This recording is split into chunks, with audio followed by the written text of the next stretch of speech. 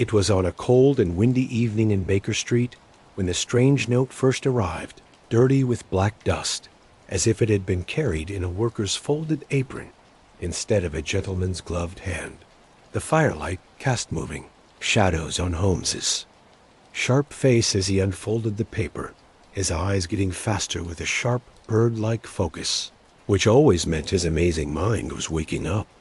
Outside, the gas lamp swayed in the autumn fog, and the cry of a newsboy rang faintly across the cobblestones, carrying whispers of crime and bad news. But none of those usual cries held the quiet threat that came from those few short lines written in a shaky hand, warning of a secret buried inside an old blacksmith's anvil in the middle of Whitechapel. I admit that even before the words were read out loud, a strange chill had grabbed me, as though some heavy iron weight had been secretly lowered into the room. Little did I know then that this mysterious message would open the door to one of the most unusual and spooky cases of our lives. If you want to walk with us through the foggy streets of London and stand close as Holmes pulls back the curtain from this puzzle, I invite you to stay with us. Your friendship gives this story strength. So listen closely, share this story, and subscribe for more trips into the mysterious that lie under the city's endless fog. It was a raw, gray evening in early November when the strange letter arrived at Baker Street, a night when the wind moaned down the chimneys and the rain made puddles on the cobblestones. I had been reading the day's medical reports when Mrs. Hudson came in, a sooty envelope in hand, its wax seal cracked and corners stained by some dark stuff. Holmes, who had been stretched lazily on the sofa with his violin on his lap, looked up right away with that special alertness that any small event could always bring out. "A worker's letter, by the look of it," he said quietly as I passed it to him. "Look at the roughness of the paper, the smudge of black dust from a thumbprint, and the faint mark of a toolmaker's stamp on the back. We have, I think, a writer who handles fire and metal more often than a pen and ink." He sliced the letter open with his penknife, the blade shining for a moment in the lamplight. Inside was a single sheet of paper, folded twice with no signature, only a few hurried lines in a shaky hand. I read over his shoulder as the words appeared. "If you care about the truth, come to the forge by the river in Whitechapel before the third bell. Ask for the anvil that sings. Speak of this to no one, or there will be blood." There was no address, only the faint mark of a finger pressed into soot near the bottom edge. Holmes's eyebrows pulled together just a little, and then his forehead smoothed out, leaving only that familiar, cool curiosity. "Anvil that sings," he whispered. "Strange, Watson. A metaphor? Or a real clue? The fact that it's so unclear has a kind of poetry to it." I could not help but feel a shiver at the words, though I tried to hide it with a doctor's practical sense. "Surely, Holmes, it is some trick, a prank meant to lead you into danger. Whitechapel at night is not a good place for any gentleman, especially one who often fights with London's criminals." He smiled a little, putting the letter next to the firelight, so that the paper's texture could show more of itself. "And yet, my dear friend, it is exactly in such bad places that truth is often buried. A gentleman's doorstep is rarely where crime starts." He turned the envelope over and looked at the back through his magnifying glass. "There, see the tiny scratches on the flap? These are marks left by fine grit sandpaper, such as often used to clean rust from steel before carving. We may guess, then, that our writer either works as or with a blacksmith." He spoke half to himself, half to me, walking back and forth in front of the fire in his dressing gown, the faint smell of tobacco rising from his sleeve. "A forge by the river. There are a dozen of those workshops along the Thames, from Wapping to Limehouse, but this one must be special, with the mention of the anvil that sings. That phrase, Watson, is not without meaning." He paused, his fingers touching together. "You have perhaps never noticed the strange sounds made by the vibration of a well-made anvil." When struck by a hammer, certain metals make a pure ringing sound, almost like music. Only a few blacksmiths in London have such tools. If I remember correctly, one name stands out from the rest. Josiah Reeve of Whitechapel Road. I saw the gleam of the chase light up in his eyes. Now it was the look of a man already, following invisible tracks through fog and firelight. I knew then that it was useless to argue Dot. By the time I had grabbed my coat and revolver, Holmes was already at the door, tying his scarf under his chin. The street outside was drowned in mist, the gas lamps no more than pale circles floating above the sidewalk. Cabs passed every now and then, their wheels splashing through puddles, their drivers wrapped in waterproof coats. We waved down a carriage and set off to the east, the horses' hooves making hollow echoes on the stones. Inside the cab, Holmes sat, in silence, the letter folded in his gloved hand, his mind clearly thinking about every word. "There is something unusual about the tone," he said at last, his voice low. "Not a beggar's plea, nor a criminal's brag. Rather, a man torn between guilt and fear, forced to speak, yet unsure of his safety, even while doing it. Such letters are born not of lies, but of desperation."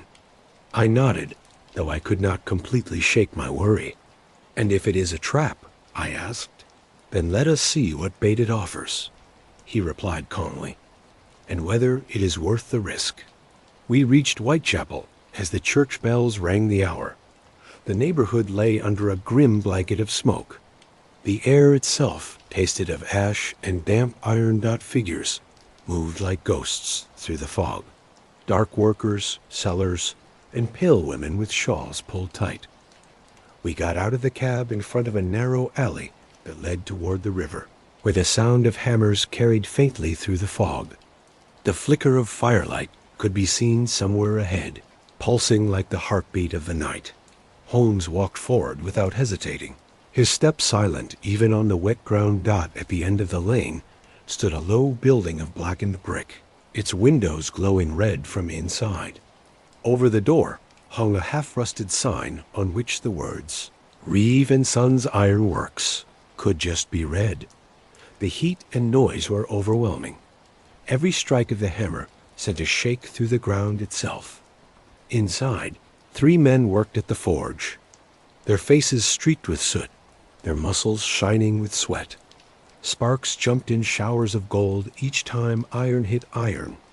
Holmes watched them for several minutes in silence. Then, when the hammering stopped for a moment, he stepped forward and spoke to the nearest man. "Good evening. We come in answer to a letter, one which spoke of an anvil that sings." The worker straightened up, his eyes narrowing in confusion. "Don't know what you mean, sir," he muttered, his voice rough from the smoke. Holmes's eyes flicked past into a corner, where a huge anvil stood away from the others, its surface warmed to a strange silvery shine. "And yet," he said softly, "I think that very one there must be the singer." The man hesitated, glancing nervously at his co-workers. Holmes moved closer, his voice low but firm. "Tell your master that Sherlock Holmes of Baker Street has come to visit." The name had its usual effect. A whisper passed among them, and one of the younger men disappeared through a back door. We waited, the heat pressing against us like a living thing. After a moment, a man came out, tall, with broad shoulders, his hands blackened to the wrists and his beard sprinkled with ash. There was something both proud and broken in the way he stood. "I am Josiah Reeve," he said slowly. "You received my letter, then?" Holmes nodded his head. "We did, and I would like to know what danger made you send such a strange invitation." "Reeves?" Eyes moved toward the anvil, and for a quick second his expression changed, something between fear and guilt crossing his face. "Not here," he muttered. "Too many ears even in the fire." He motioned for us to go toward the back, where a small office stood away from the forge. Inside, the air was thick with the smell of oil and burnt wood. On the table lay a half-finished horseshoe and a notebook. its pages spotted with dark stains. "It's death to speak of it," Reeves said in a rough, scratchy voice, lowering himself onto a stool. "But I can't bear the weight of it any longer. There's something hidden inside the anvil itself. I put it there myself years ago, thinking it would never be found. Now someone knows, and they're coming for it. Already I've been followed twice on my way home. I can hear their footsteps in the dark. You must take it, Mr. Holmes. Take it before they do." His voice trembled. Holmes leaned forward, every muscle tight. "What exactly is inside?" Reeves' answer came in a whisper. "A letter of confession signed by a man now in Parliament.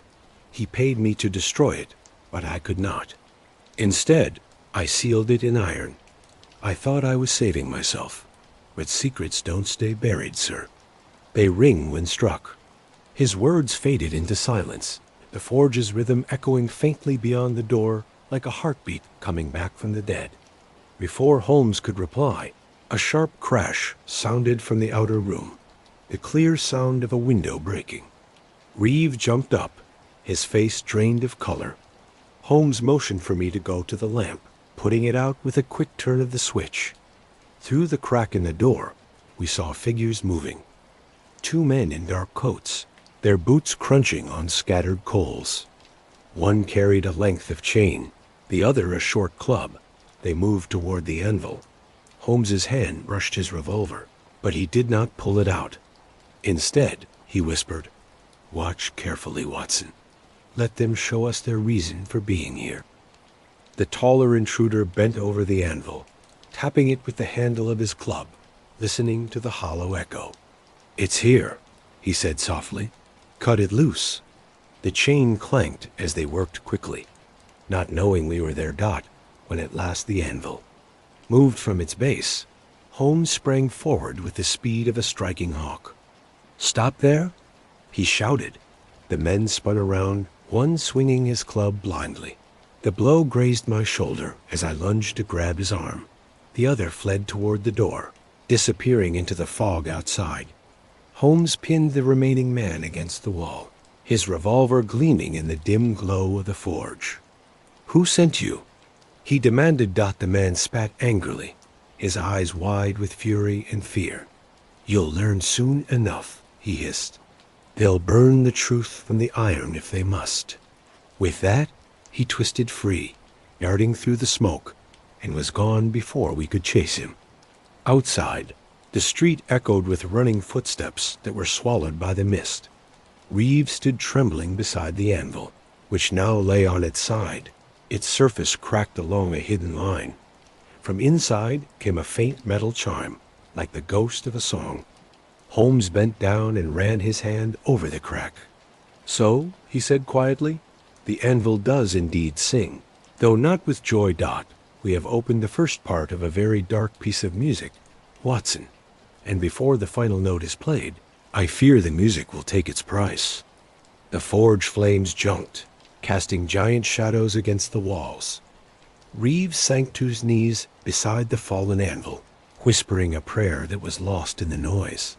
Holmes turned to me, his eyes reflecting the firelight like polished steel. "The game begins," he said simply, "and the melody is one we shall not soon forget." The morning after that violent meeting broke gray and heavy, with a kind of lead-colored sky that seemed to press down on London like a punishment not yet given. I had not slept.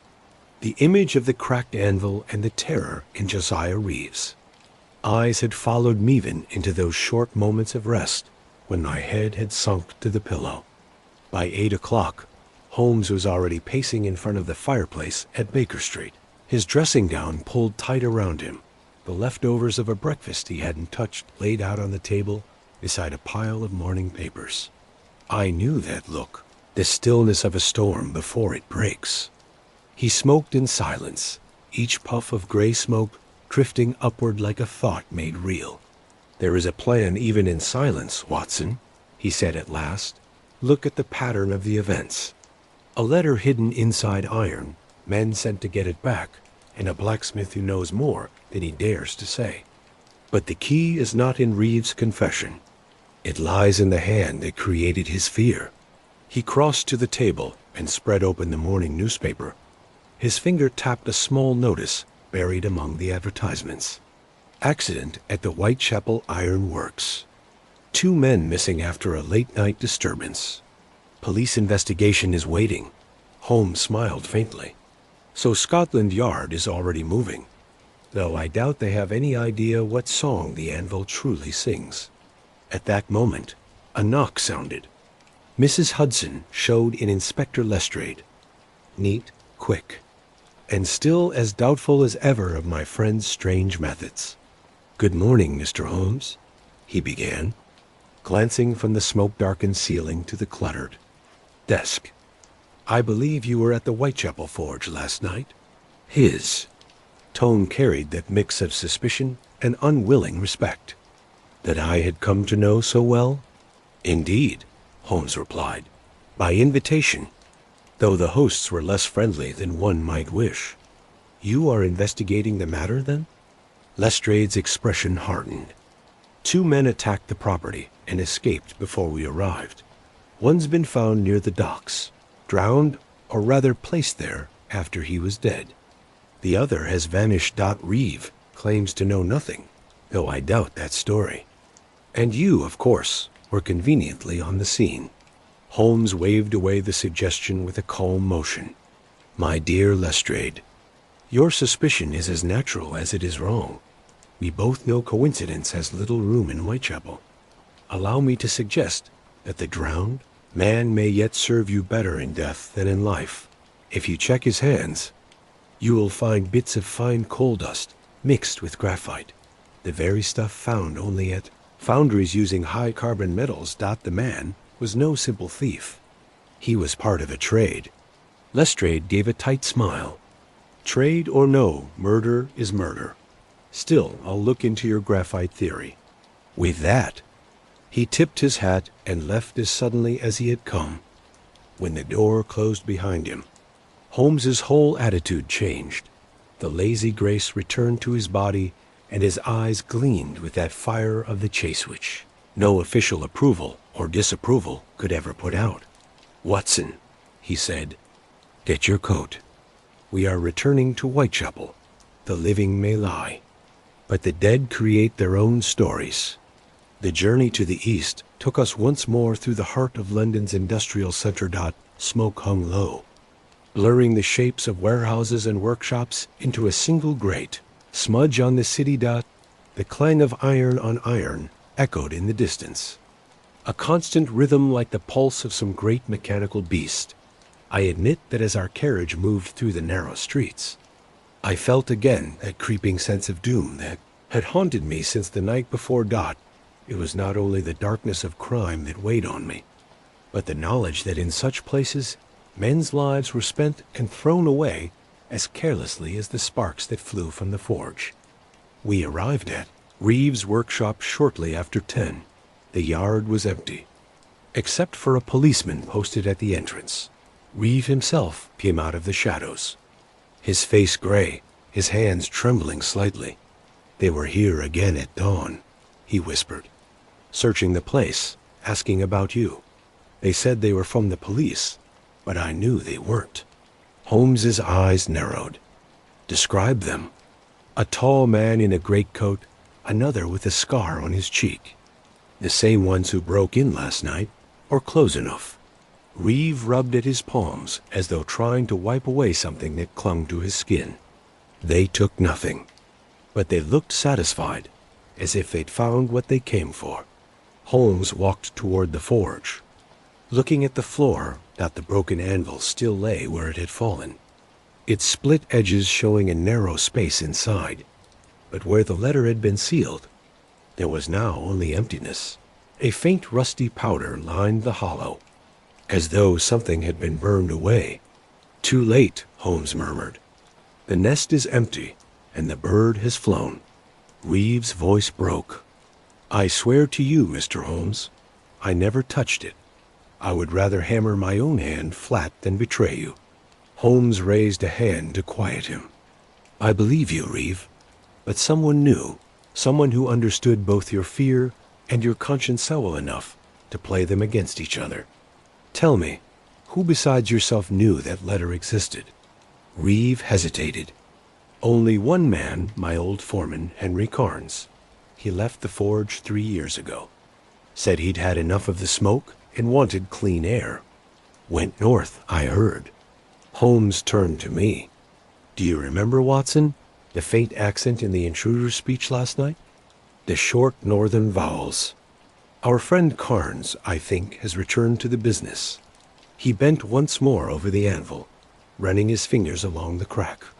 Strange work, he thought out loud. See how neatly this space was made. No ordinary hammer would do. Reeve, who made this anvil in the first place. Reeve swallowed. Not I, sir. It came from a foundry in Deptford, custom-made, ordered by the syndicate. The syndicate? I repeated.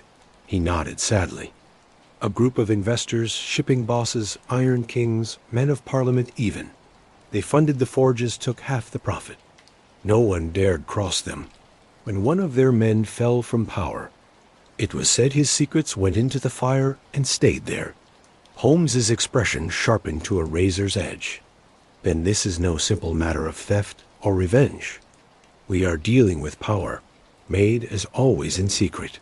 He straightened up suddenly. Watson, there is nothing more to learn here. The trail moves to Deptford, and possibly higher. The air here grows thick with lies. We left the forge as the bell struck 11.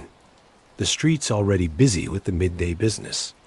Holmes remained silent during our walk to the main road, his eyes unfocused, his lips moving faintly, as if reciting a mental list of clues. Only once did he speak, and then in a tone more to himself than to me. An anvil that sings, a chain that breaks. A confession sealed in steel. Every image of this case is metallic, mechanical, yet behind each clang of iron lies a human sound. Fear, greed, guilt, the true forge of crime. By noon we found ourselves in a small pub off Whitechapel Road, the same place, as fate would have it, that Reeve had once mentioned hiring men from. The air was thick with smoke, and a sour smell of gin. Workers crowded the tables, their talk low and careful. Holmes ordered a small beer, barely touched it, and began to listen, not to words, but to silences. I watched him as he noticed the smallest movements. The quick glance, the muttered curse. At last, he leaned close and whispered, "Notice the man in the corner, the one pretending to read the shipping news. The ink on that paper is days old, yet he turns the pages as though expecting news." I followed his gaze. The man was pale, thin, with hands too fine for a worker, and eyes that flicked toward us whenever he thought we weren't looking. Holmes rose, walked over to him with an almost friendly manner, and asked if he might share his table. The man hesitated, then nodded stiffly. "A raw day," Holmes said casually, taking off his gloves. "Even iron must crack in such weather." The man looked up sharply. "I don't know what you mean." "On the contrary," Holmes said softly, "you know exactly. Henry Carnes, formerly foreman to Josiah Reeve of Whitechapel Iron Works, recently of Deptford Foundry, and currently working for men who prefer their letters unread." The color drained from Carnes's face. He half rose, then sank back again. "Who told you that?" "Your right thumb, my dear fellow. It has the scar of a clamp burn, unique to the metal heating process, used only in Deptford's line of work. Sit still. We mean you no harm, but I should very much like to know who sent you to get that letter."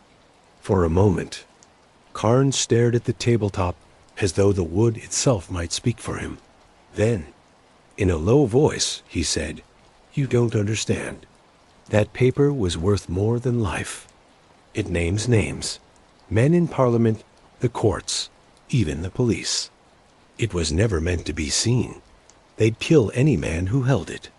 Holmes's expression did not change, though I saw his fingers tighten on the table's edge. "And yet You risked your own neck to get it. For loyalty? For gold? Carnes gave a short, bitter laugh. For silence. They promised I'd be left in peace, but once you've worked their iron, there's no washing the soot off. I tried to run. They found me. He looked up suddenly, his eyes wild. You don't know what you're getting into, Holmes. Leave it. The syndicate owns the city. Every nail, every beam, every breath. Before Holmes could reply, the door opened and a blast of cold air swept in. 2 men entered, their coats still damp from the rain, their eyes scanning the room. Carnes saw them and froze. Too late, he whispered. You should have listened. He rose suddenly, knocking over his drink, and fled through a back hallway. The men gave chase, and Holmes was after them in an instant. I followed into the alley behind the pub, where the rain had made the cobblestones slick. Shouts echoed as figures darted. Between crates and barrels, I caught a glimpse of Carnes slipping down a side street. His chasers closed behind. Holmes's shadow vanished into the fog after them. For several breathless moments, there was nothing but the sound of running feet and the ringing of a distant bell. Then faintly, I heard Holmes's voice calling my name. I found him kneeling beside. A motionless figure sprawled in the gutter. It was Carnes.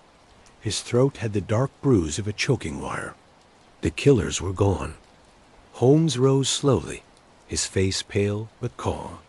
They were efficient, he said quietly. Too efficient.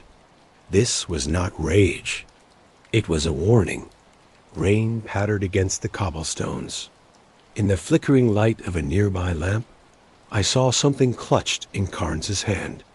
A small, twisted scrap of paper, half burned.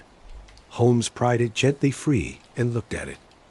On it were only 2 words, burned but readable. Anvil's Echo. He turned the piece of paper over once, then slipped it into his pocket. The music continues, Watson, he murmured, his eyes fixed on the misty river beyond the alley. And now the melody carries a funeral song. The death of Henry Carnes cast a long and heavy shadow over the following days. London, that restless heart of smoke and ambition, continued its endless motion. Carriages rattled, newsboys shouted, and the fog pressed its cold breath against the windows of Baker Street. But for Holmes and me, the air seemed filled with an unnatural stillness. The small scrap of paper, taken from Carnes's dead hand, lay on the mantelpiece, pressed beneath the weight of a glass paperweight. Upon it, the words Anvil's Echo stared back like a riddle, mocking our lack of knowledge. Holmes had barely spoken since our return from Whitechapel, except for a few short comments that showed neither tiredness nor satisfaction. He spent most of that first night bent over his desk, pipe smoke curling upward in ghostly patterns as he sketched, measured, and calculated on sheet after sheet of paper. By the second morning, my patience could take no more. Holmes, I began, you have not slept or eaten. You stare at that paper as though it might sing to you if you only looked long enough. Please. What meaning can 2 words hold that makes you so obsessed? He looked up, his eyes gleaming with that special mix of amusement and intensity that was all his own. Watson, you remember the idea of sympathetic vibration. Strike 1 note, and another object tuned to the same sound will respond, though untouched. Anvil's Echo, my dear fellow, may refer not just to a poetic phrase, but to something real. The vibration of iron answering to iron. I fail to see the connection to murder, I admitted. Exactly why I'm fortunate to have your doctor's steady mind, he replied, smiling faintly. But think. Reeves spoke of a letter sealed inside an anvil. That anvil was broken open and the secret stolen. Yet perhaps not all of it. If a man wished to create multiple hiding places, identical in shape and sound, he might have made more than one. The echo, then, is not a metaphor, but a copy, One anvil hides the truth. Another hides its reflection. Our job, Watson, is to find the twin. I was still struggling to follow his line of thought when he suddenly rose, grabbed his hat and coat, and called over his shoulder, "Come. The morning is too fine to stay still. We are going back to Whitechapel, though our real destination lies deeper in the records of iron and business." The rain had stopped, but the city remained soaked, the sidewalks shining like mirrors under the dim light. We took a cab through the crowded streets, the clatter of hooves echoing off the close walls' dot as we passed along the Thames embankment. The air grew thick with the smell of tar, coal smoke, and the faint salty tongue from the river. Holmes sat forward, his gloved hands clasped, his gaze distant. I knew better than to disturb his thoughts when that inner light had started behind his eyes. Our cab stopped before a long, low building near the docks, the offices of Harrington and Pike, iron merchants, as the sign declared. Inside, the smell of rust and oil hung in the air, and notebooks filled entire walls. The clerk, a pale young man with ink-stained cuffs, looked up nervously as we entered. Holmes introduced himself in his most friendly tone. "We are looking for records of a shipment made to Josiah Reeves' forge in Whitechapel some 7 years ago. Specifically, an order from the Deptford foundry." The clerk, after some hesitation, got a heavy notebook from the shelves. Holmes turned its pages with the care of a scholar looking at ancient texts. At last, he stopped. "Ah, here we are. 2 anvils, identical weight, delivered the same day. One to Reeve of Whitechapel, the other to a certain Mr. Walter Godfrey of Southwark." He looked up at me, and there was a spark of victory in his expression. "The echo, Watson. The twin still rings." "Godfrey," I repeated. "I know the name. A former member of Parliament, wasn't he? Retired after some money scandal." "The very same," said Holmes. "A man who rose from business to politics, and whose fortune was whispered to have been made in fires not entirely legal. If Reeve was the craftsman who hid a letter of confession, Godfrey may well be the author of that letter. Imagine his alarm upon learning that his old partner had saved rather than destroyed the evidence." He closed the notebook gently. "Come, Watson. It is time we paid a visit to Mr. Godfrey's forge, or whatever is left of it." Southwark lay under a blanket of smoke that afternoon, its narrow lanes alive with the noise of industry. We crossed the river by way of Blackfriars Bridge and found ourselves in a neighborhood where the old and new worlds of London met uncomfortably. Factories pressed against ancient pubs, and the cries of street sellers mingled with the hiss of steam. The address from the notebook led us to a small yard behind a row of warehouses, where a small forge still operated despite the decay around it. A stooped caretaker met us at the gate. "A man with a face as wrinkled as dried paper, Mr. Godfrey?" Holmes asked. The old man shook his head. "Dead these 5 years, sir. The forge hasn't worked right since. I keep it for the estate." Holmes handed him a coin, then stepped inside, motioning for me to follow. The place smelled of rust and being abandoned. Dust lay thick on the benches, and the tools hung still on their pegs. Only one thing seemed untouched by time: an enormous anvil, gleaming faintly under a layer of grime. Holmes approached it slowly, as one might approach a sleeping creature. He tapped its surface lightly with his cane, and the metal rang with a clear, bell-like sound. "There," he said softly. The echo indeed. I watched as he circled the anvil, studying every inch of its surface. Then he crouched, running his fingers along a tiny groove near the base. "Watson, the work is identical to Reeves' anvil. Same metal, same quality. And here," he paused, pulling out his magnifying lens. "Notice this faint discoloration. The edge has been heated recently. Someone has messed with it within the last few days." "Then the criminals have been here," I said, "without a doubt. But why leave the twin untouched when they risked their lives to get the first one?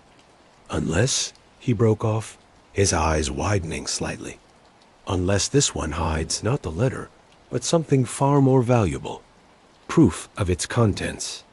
Holmes drew a small chisel from his pocket and began to work carefully at the groove.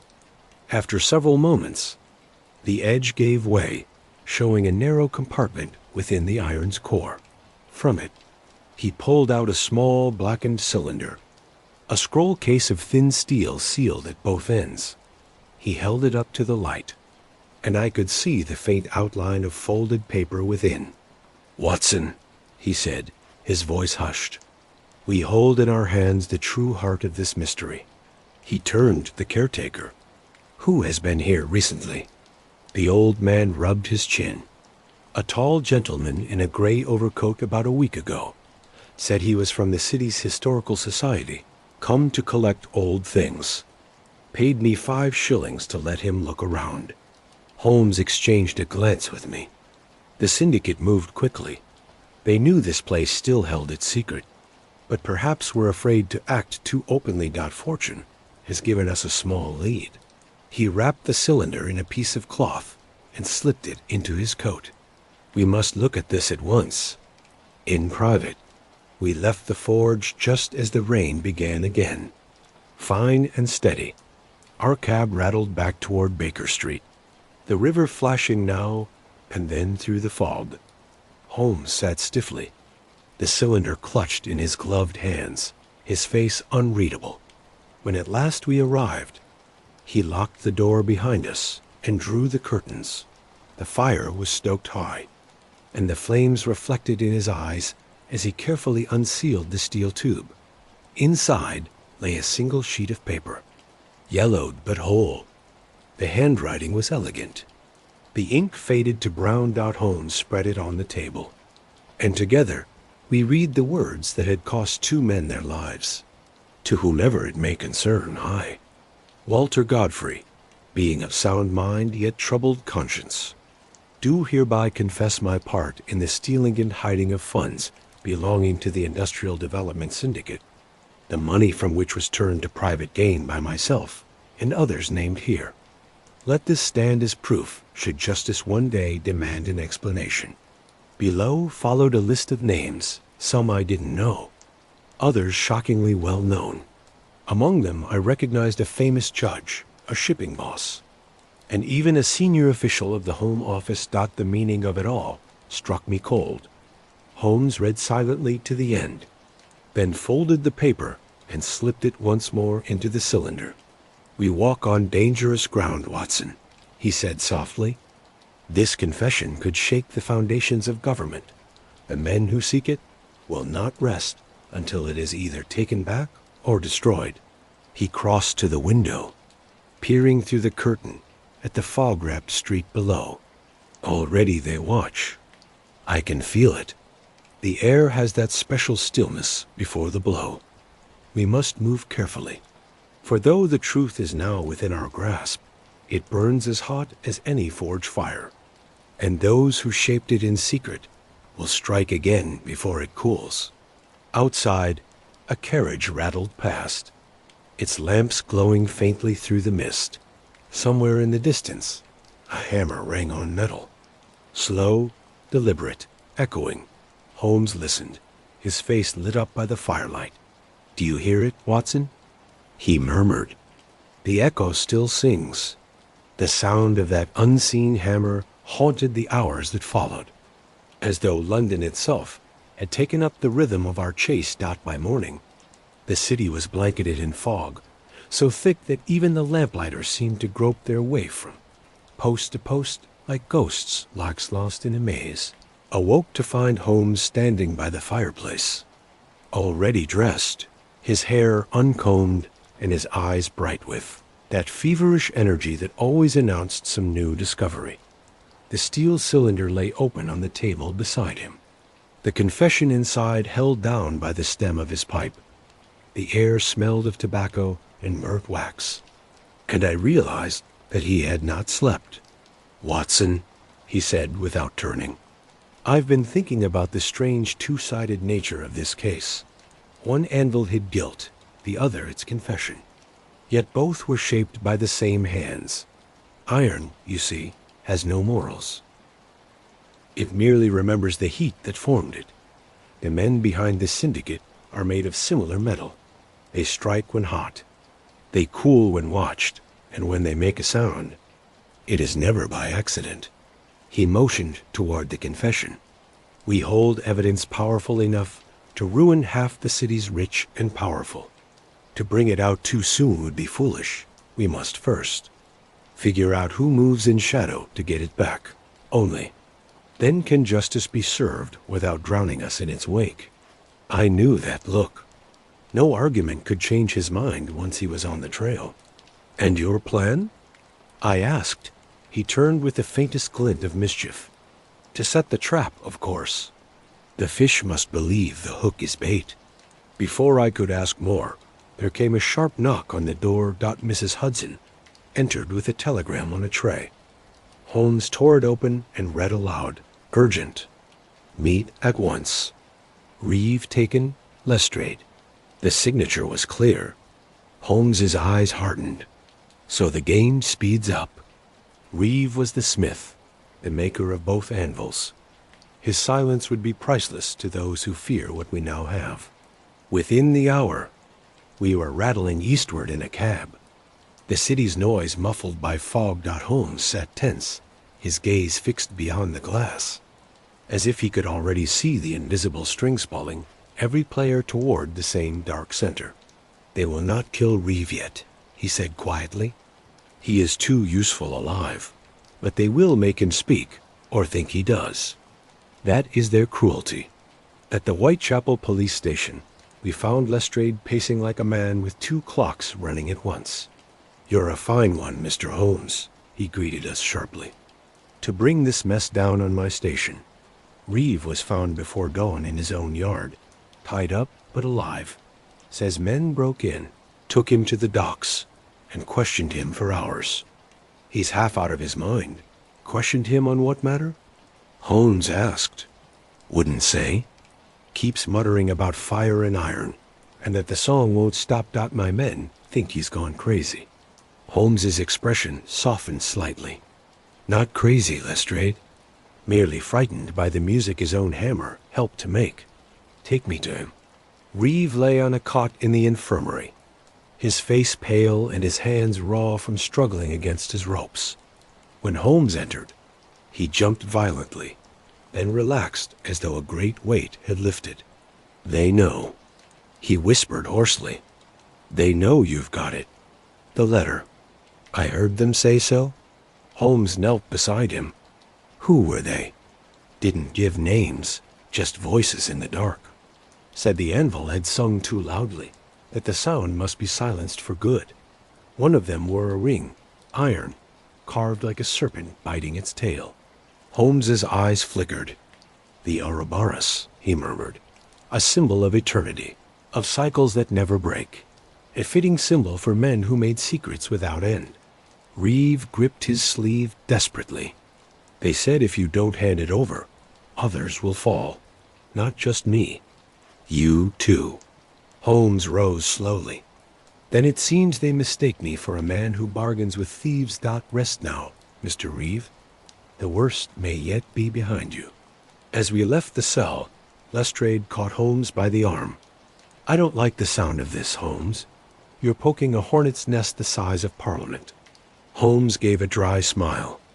A nest, yes, but one whose queen must be exposed before the swarm eats the hive. Do not worry, Lestrade. I plan to give them what they want, only not in the way they expect. Back at Baker Street, he wasted no time. Watson, he said quickly, get the small writing case.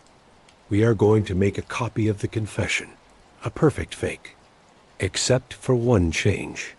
His pen moved swiftly, copying the delicate handwriting of Walter Godfrey with almost spooky precision. Yet where the original named the syndicate's inner circle, Holmes put in false leads, names of men long dead, others completely made up, even a few taken from cheap novels. When he had finished, he sealed the fake inside the steel cylinder and placed the true confession in a secret compartment beneath the floorboards by the fireplace. "There," he said, dusting his hands. "Now let us see how quickly the echo answers our call." That night, London's fog thickened until even the street lamps looked like dying embers behind a screen. Holmes sent a message by special delivery to a certain editor at the Strand magazine, known for his quiet support of our adventures.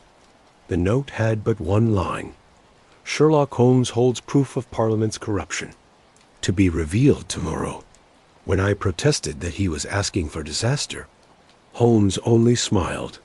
"My dear Watson, the point of bait is not its flavor, but the hunger it awakens." The trap was set.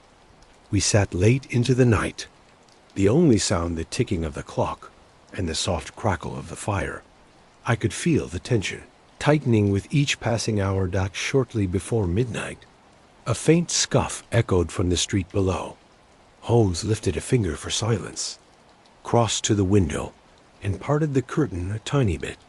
Through the fog, I saw movement, a shadow separating itself from the deeper darkness. Then another. Two figures approached the door, their steps careful but deliberate. Holmes whispered, "They come sooner than I hoped. Good. Keep your revolver near, but do not fire unless I do." Moments later, the latch turned softly. The door creaked open, and a gust of cold air swept through the sitting room. Two men slipped inside, both masked, dressed in rough coats that hid what was underneath. One carried a short iron bar, the other a lantern dimmed by cloth. They froze as the light caught Holmes, standing calm beside the fireplace. "You needn't trouble yourselves," he said evenly. "The object you seek is on the mantelpiece." For a heartbeat, neither moved. Then the taller of the two stepped forward, his eyes glinting behind the mask. "You're a wise man, Mr. Holmes. Best not to play with fire you can't put out." Holmes nodded his head. "Indeed. Fire, however, follows certain rules.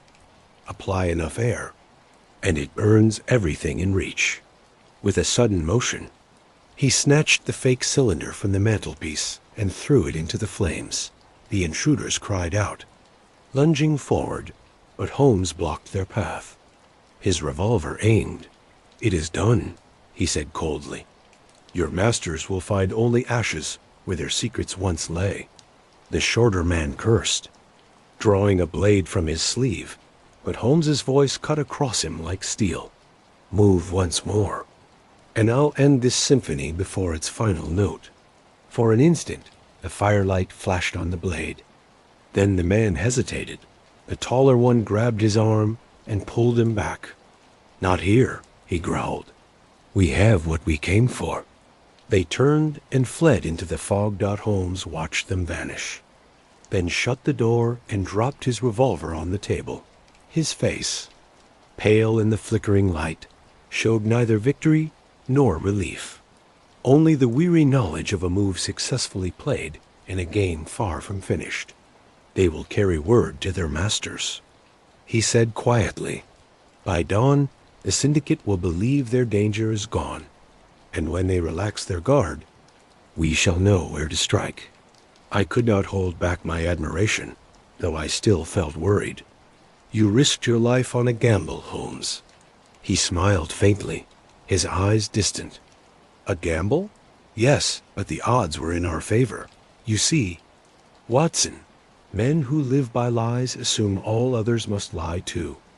They will never suspect the truth still lies beneath our very feet." Outside, the first light of morning began to pale the fog, turning it to a dim silver shine. The fire had burned low, its embers glowing like the heart of some great forge.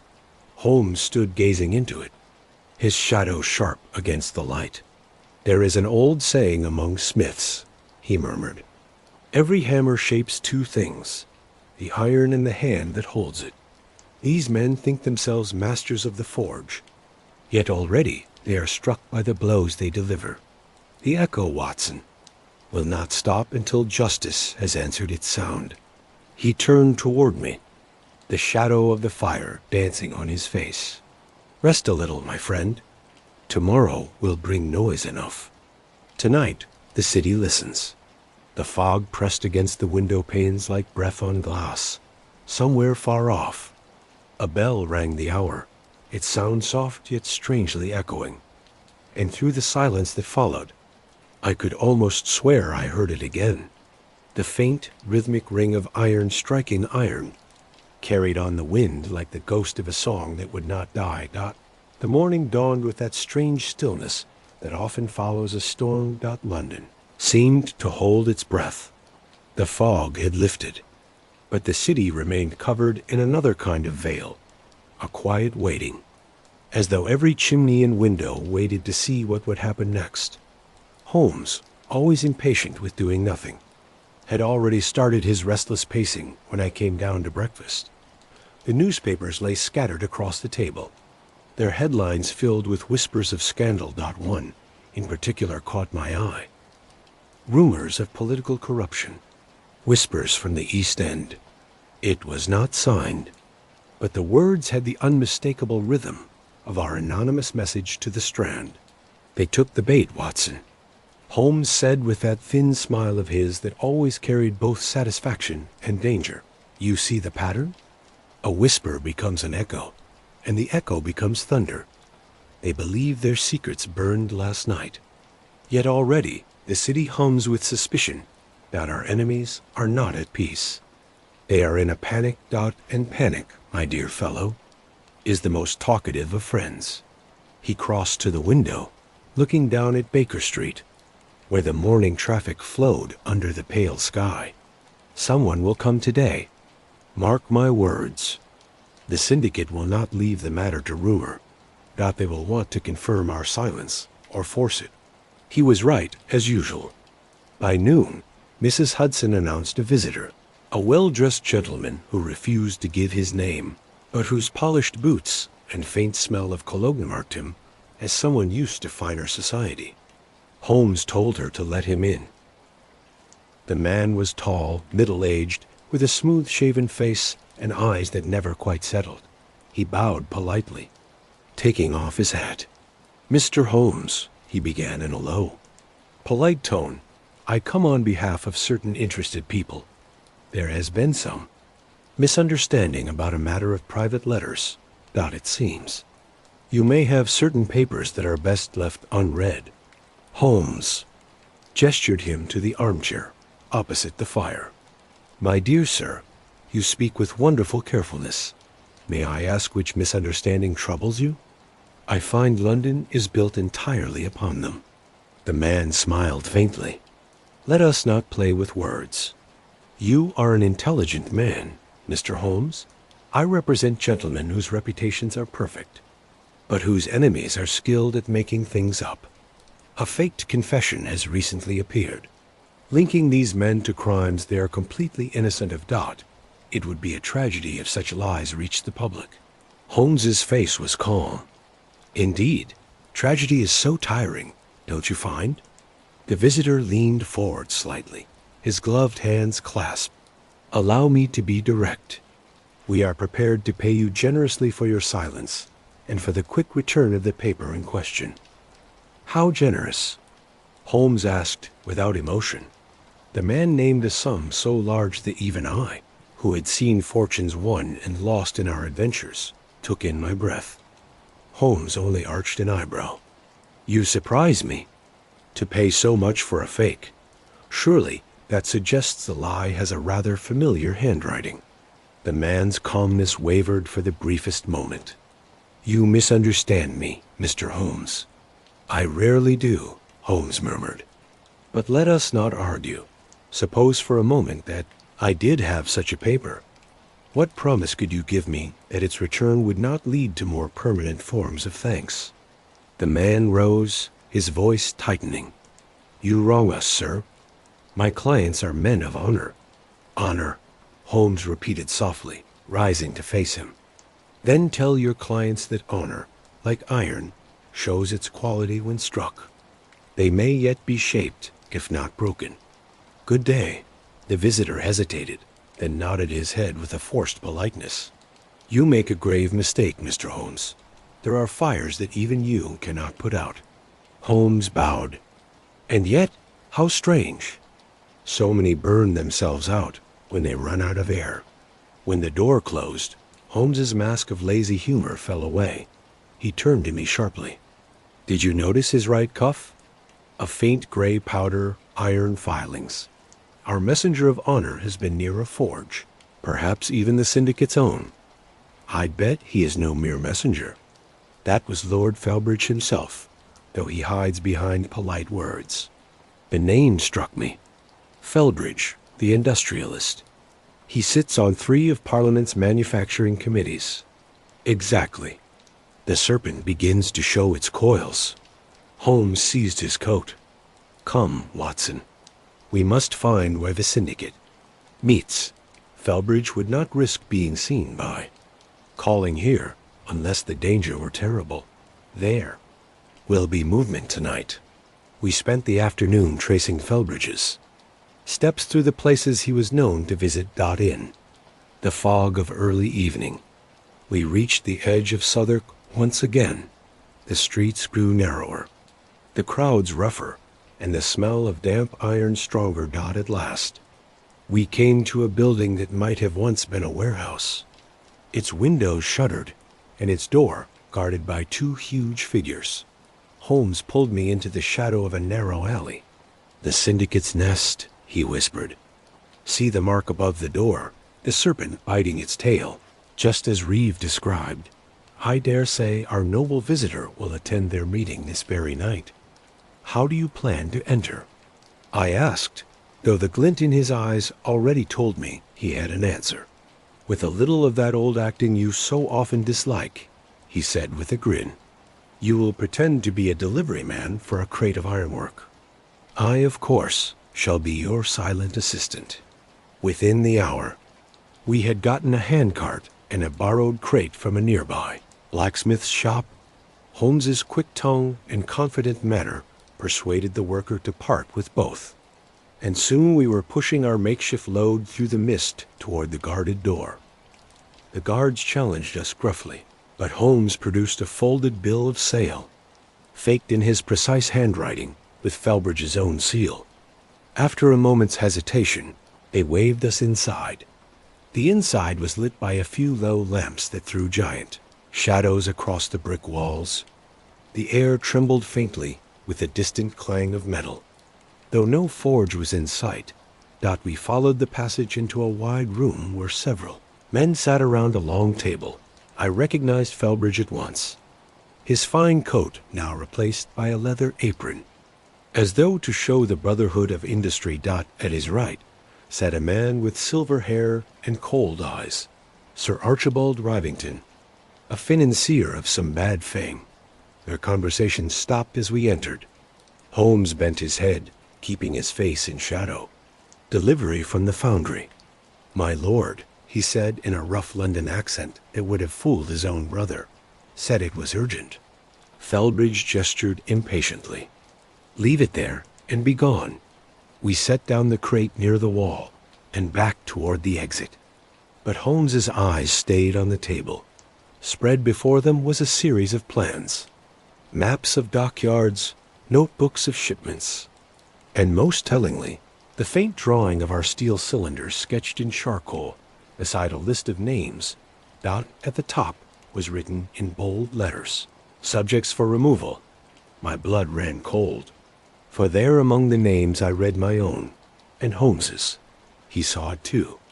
His eyes met mine, calm and fierce all at once.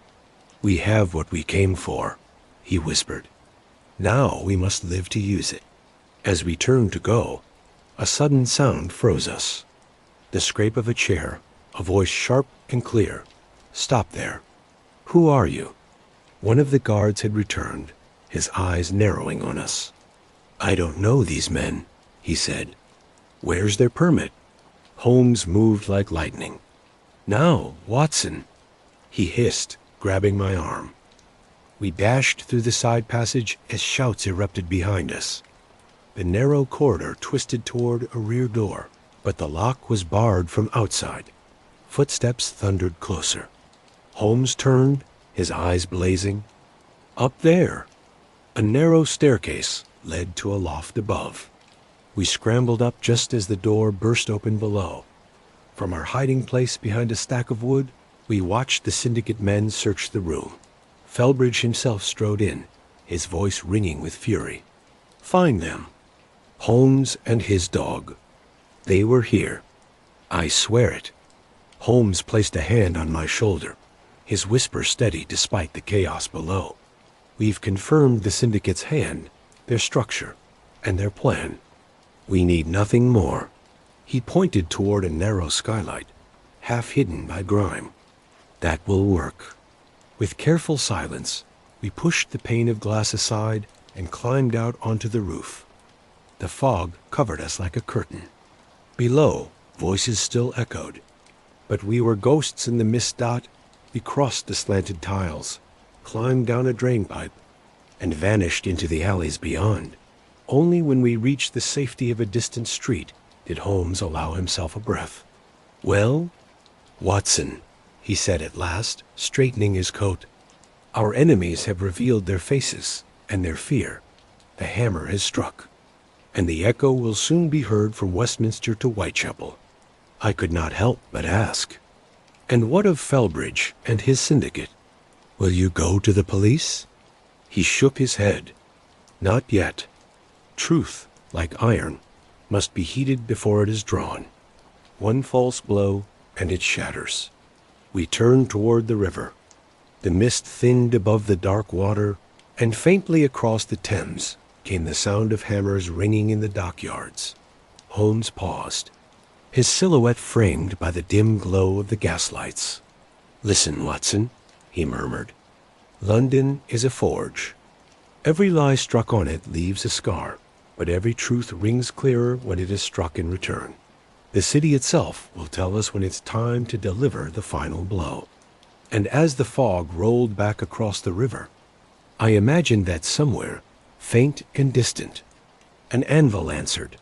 The events of that night left me with the clear feeling that we stood on the edge of some vast and terrible discovery. Holmes had often drawn us close to danger, but seldom had I felt the net so wide, nor the hands that cast it so invisible. Neither of us slept. By dawn, the lamps of Baker Street still glowed, their light falling across maps, notes, and sketches, scattered like the aftermath of a battle. Holmes, his dressing gown thrown carelessly across one shoulder, bent over a sheet of tracing paper covered in secret code marks. I knew better than to disturb him when that special stillness took him, for in such moments his mind seemed to move with a speed that belonged to no ordinary person. At last he spoke, his tone low but full of energy. Watson, what we saw last night was no mere secret group of merchants playing at secrecy. The syndicate is the skeleton beneath the skin of London's wealth. Felbridge and Rivington are but two bones in that body. Yet even bones can bleed when the hammer falls. He rose and paced before the fire. They know we escaped, and they will not rest until we are silenced. That leaves us but one choice, to strike first. Strike? I repeated. In time, he said. But to expose them without evidence would make heroes of villains. No. First we shall draw the serpent from its hole. He stopped before the window, where the faint light of morning struggled through the fog. I have sent word to Lestrade. By tonight, Scotland Yard shall play its part, though they won't know it. Meanwhile, you and I must return to the river. The river? Where iron cools and bodies vanish. He murmured, The docks hide more than cargo, my dear fellow. Somewhere along that water lies the heart of this mystery, the place they call Anvil's Echo. By mid-morning, we were in Whitechapel once more, the smell of cold smoke mixing with the sharper tang of the Thames. The river rolled by, slow and gray, its surface dotted with the trash of industry. Holmes walked swiftly, his eyes darting from warehouse to warehouse, his nose raised to catch some smell invisible to lesser men. "Notice, Watson, how the foundries line the stretch like teeth," he said. "Each claims to be independent, yet they share the same suppliers, the same masters, the same silence. There is a plan here." We passed through a narrow lane where the sound of hammering grew louder. Men worked with bare arms, beside furnaces that spat sparks like hellish stars. One, an older smith with eyes red from years of smoke, paused to look at us tiredly. Holmes tipped his hat and asked, "You've heard of a place called Anvil's Echo?" The man wiped his forehead with the back of his arm. "Aye," he said slowly, "though it's no place you'll find on any map. Old storage tunnels beneath the dockside foundries, flooded mostly. They say the sound carries down there like a song from the deep." "Why do you ask?" Holmes smiled faintly. "Professional curiosity. My thanks." As we turned away, I saw him slip a coin into the man's hand. "We have our direction," he said quietly. "Come, before the tide turns." The entrance lay behind an abandoned warehouse at the river's edge. The door, rusted and bent, opened after some effort. Inside, the air was damp and cold, and a high, faint metallic sound pulsed from below, a rhythmic clang that seemed to echo from the very bones of the earth. Holmes went down first, his lantern casting shaky shadows across the stone steps. The tunnel opened into a huge space of dripping arches and flooded channels, the water reflecting the flicker of our light like pieces of broken mirror. "This, Watson, is the belly of the city," Holmes murmured. "Here, where iron and evil meet." The clang sounded again. Faint, distant, deliberate, Holmes motioned for silence. We followed the sound through a narrow passage until it widened into an underground room. There, under a dripping archway, stood an anvil unlike any I had seen, huge, ancient, its surface spotted with rust. Before it knelt a man, striking the iron rhythmically with a short hammer, though no metal lay on it. Each blow rang hollow, its echo running along the walls in strange harmonies that seemed almost human. Holmes stepped forward. "You need not continue the act, my lord," he said clearly. The figure rose. Under the grime, I recognized Lord Felbridge. His eyes burned with a feverish light. "So," he said, his voice low and hoarse, "the great detective finds the song at last. What game is this? What game is this?" Holmes demanded. "You play blacksmith in your own hell, while others die for your secrecy." Felbridge laughed bitterly. "You think this is about secrecy? You see only the surface of the iron. Beneath it lies something older, power born of the forge and the factory. Men like me shaped London from waste and smoke. Do you imagine we would give it up to law and conscience?" Holmes's tone sharpened. "Power, my lord, is a poor shelter when the fire burns its maker. I have the confession of Walter Godfrey. I know. Of the money taken from the industrial syndicate, of the bribes that built your fortune. It is finished." Felbridge's expression changed not to fear, but to something like pity. "You are clever, Holmes, but you misunderstand the true nature of the anvil. Do you hear it?"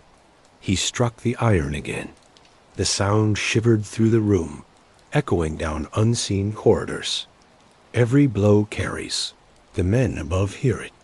Men who owe me their jobs, their silence, their survival. Even now they come."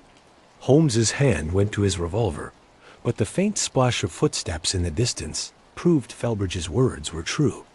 The tunnel behind us filled with shadows. Half a dozen men advancing, their lanterns swaying. I saw steel glint in their hands. "This way," Holmes cried, grabbing my arm. We ran through a side passage as the echoes of the chase grew louder, but the water rose to our ankles, then to our knees.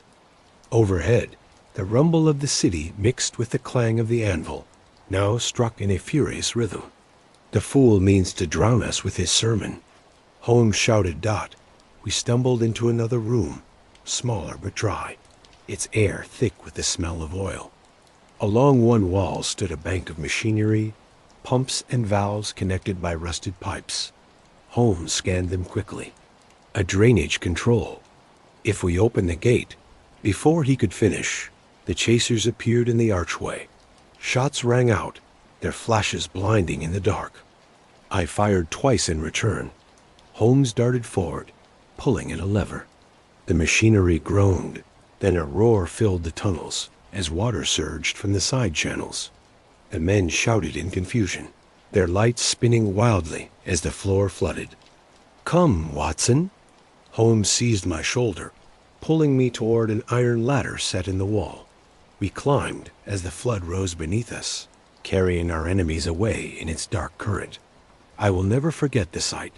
Lanterns bobbing, voices drowning. In the roar, and above it all, a dreadful ringing of the anvil, echoing like a death bell.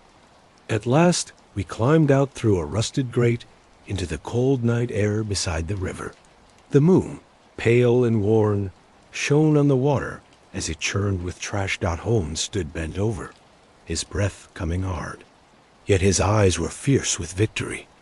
"The flood will carry their bodies to the sea," he said grimly. "But Felbridge remains below." The Anvil's song was his funeral song. I caught my breath. "You mean he drowned with them?"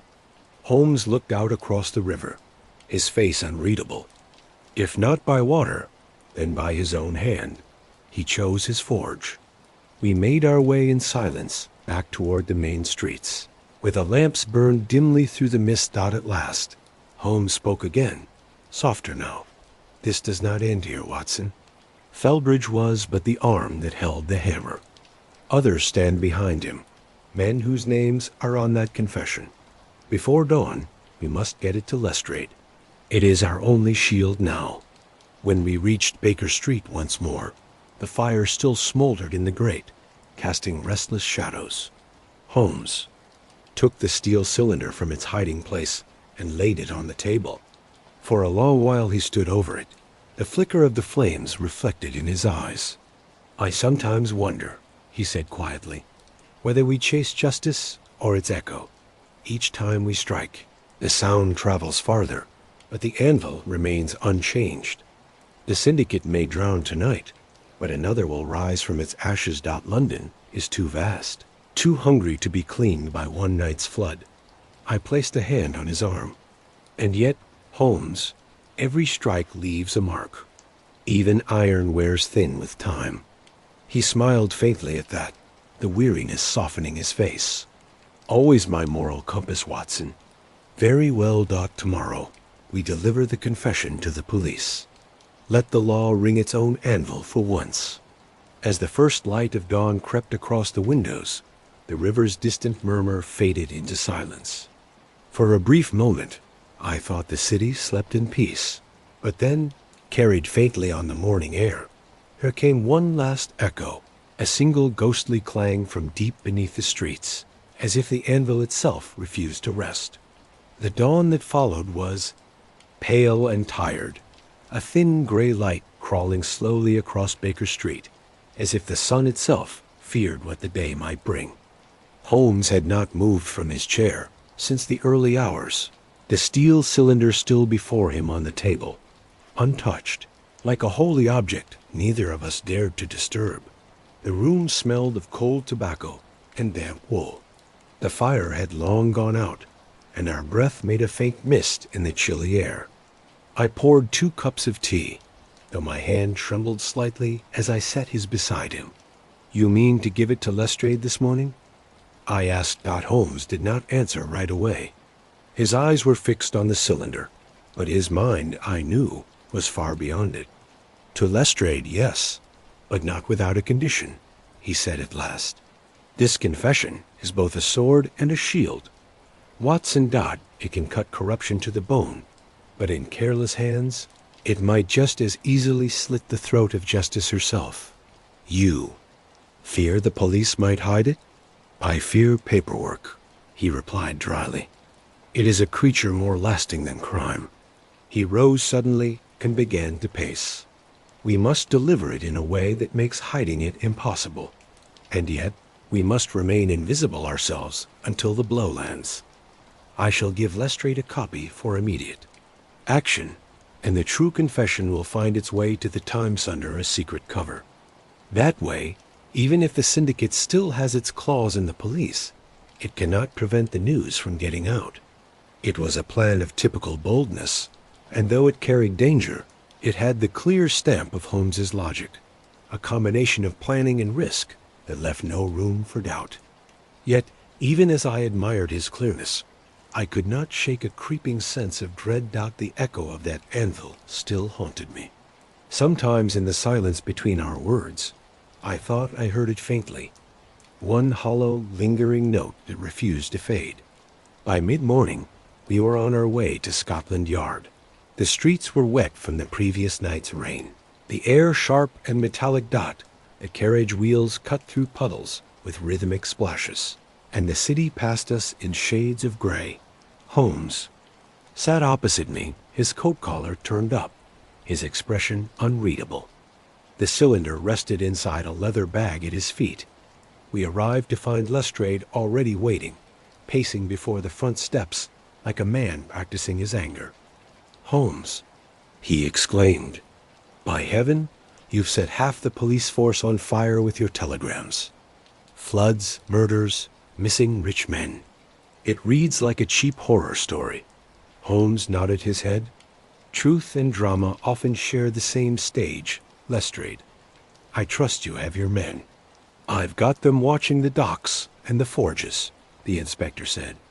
"But the river turned up 3 bodies this morning. No sign of Felbridge among them." Holmes's eyebrows knitted. "He lives, then. Or someone would have made certain. We knew he did not." Lestrade frowned. "What's that supposed to mean?" "It means, my dear inspector," Holmes said calmly, opening the bag, "that our target remains one step ahead, though he believes himself unseen. Here," he handed over a sealed envelope, "is the sworn confession of Walter Godfrey. Proof enough to get warrants against several gentlemen of title and business. Deliver it at once to the commissioner." Lestrade accepted the packet, his eyes widening slightly. "Good Lord, Holmes, if this is what you say, it could shake the government itself." Holmes's lips curved faintly. "Then handle it with care. Lestrade. And when the bells of Parliament ring at noon, I suggest you listen closely. The sound may have a familiar echo." We left the police station soon after, Holmes silent once more, his thoughts already beyond the moment. I, meanwhile, felt a growing worry. "You gave him the copy," I said quietly, as our cab rolled back through the city. "Of course," he replied. "The original is safer with me until the storm breaks. But mark my words, Watson. The syndicate will not wait quietly for the thunder. Even now, they must know the air is changing." He was right. By the time we reached Baker Street, the change had begun. A letter lay on our doorstep. Sealed in black wax. Holmes broke it open without a word. And as he read, his expression grew colder, more distant. He handed it to me. The message was short. "The anvil sings still, but beware, the next blow strikes close to home." The handwriting was the same jagged scribble as the first letter Reeve had sent weeks ago. My blood ran cold. "Holmes, this must mean Reeve or someone forced to write in his name," he interrupted. "They have him again. The flood did not wash them all away, Watson. There remains a hand on the hammer." He was already pulling on his coat, his eyes blazing with new fire. "Come, we have little time. If they mean to strike close to home, they may already be moving against us." We took to the streets at once, following no map but Holmes's instinct. He led us eastward through the narrowing alleys of Spitalfields until the air grew thick with smoke. The noise of labor returned. At last, he stopped before a shuttered warehouse whose windows were boarded from the inside. "This, Watson," he murmured, "was once the central foundry of the syndicate's operations.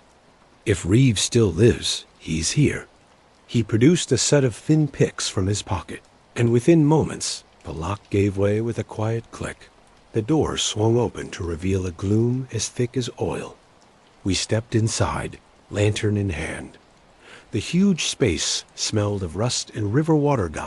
In one corner stood a forge, still faintly warm, and beside it a sight that froze my blood.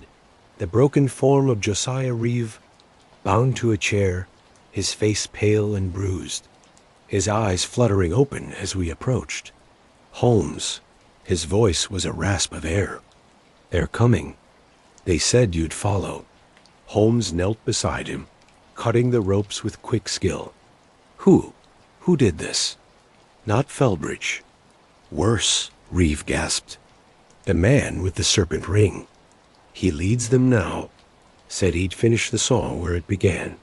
Before Holmes could press him further, a new sound rose from the darkness. The slow, deliberate strike of a hammer on metal. Once, twice, then again, echoing through the empty hall. The rhythm was the same as the one that had haunted the tunnels beneath the river. Holmes stood suddenly, his revolver drawn. "Stay behind me, Watson." A figure stepped from the shadows, tall, cloaked, the faint gleam of the serpent ring visible even in the dim light. He carried a short iron hammer, its head darkened with soot. "You should have let it rest, Mr. Holmes," he said, his voice low and calm. "The syndicate was happy to let you live so long as the song was ended. But you insisted on another performance." Holmes's eyes narrowed. "And you are the conductor, I suppose?" The man nodded his head, merely the hand that strikes when commanded. He raised the hammer, and for a moment the light caught his face, lean, sharp, and disturbingly familiar. I gasped. "Godfrey!" I cried. The man smiled faintly.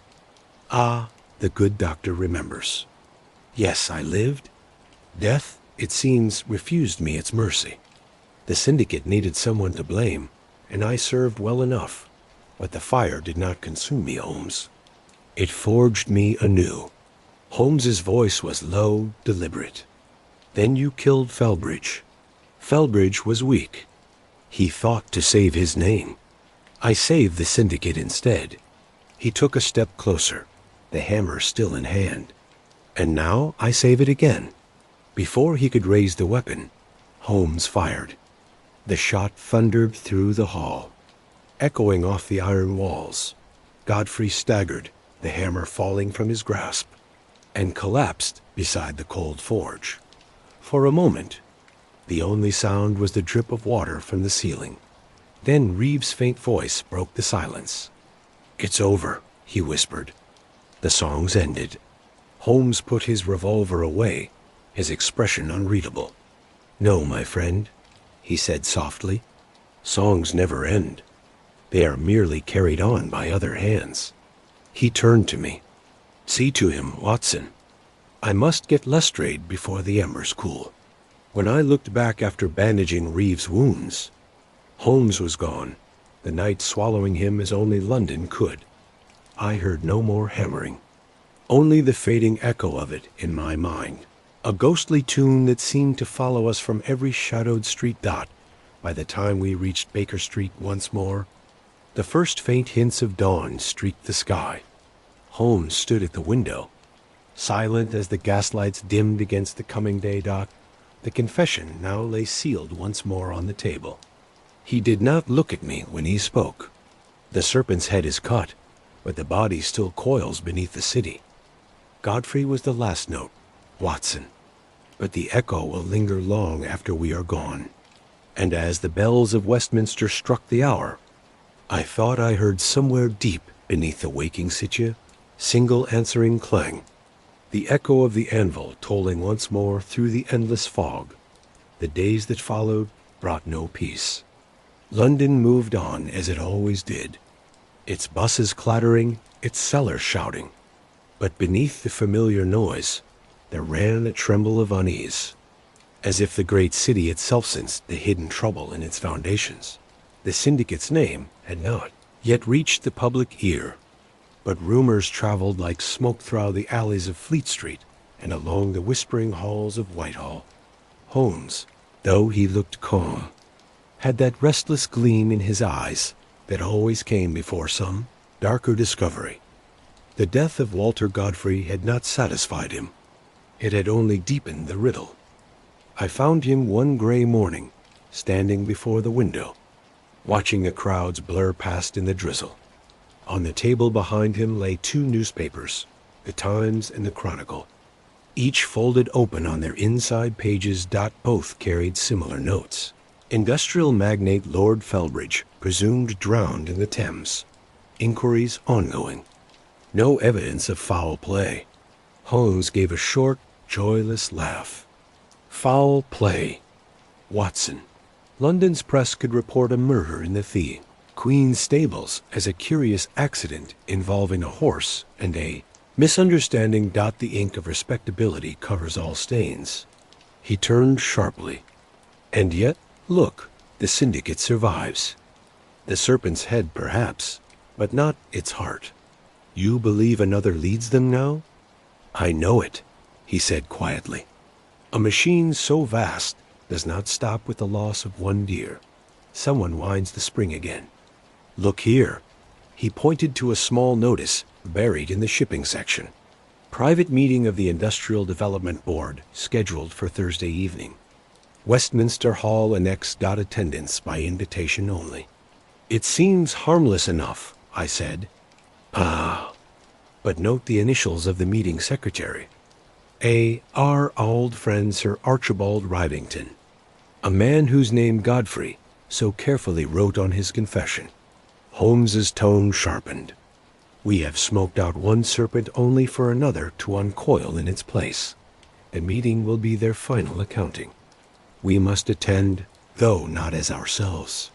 He spent the rest of that day in careful preparation. Disguise was one of his oldest and most dangerous arts.